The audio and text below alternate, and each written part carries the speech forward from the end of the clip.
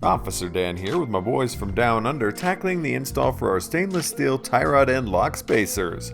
Hot darn. These things are pretty simple to install, and this is what you get in the bag. Now these little hot boys are going to give you 12 to 15 degrees of lock. Look at that. Start off by snipping the zip ties off of your dust boot for your rack.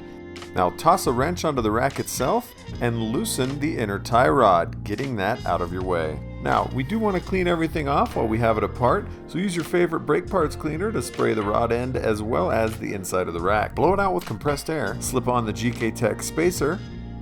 Now casually apply your thread locker, don't forget to clean up those drips, and get ready to slip that sucker back into the rack.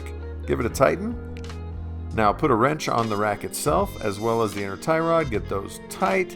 Now, you do want to center your rack, so ensure that it's even at 75 millimeters or 2.95 inches on each side.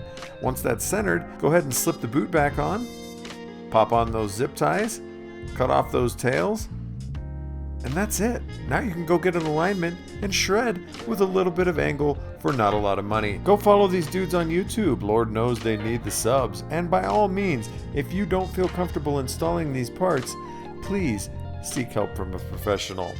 And that's it from the boys at GKTech. We'll see you next time.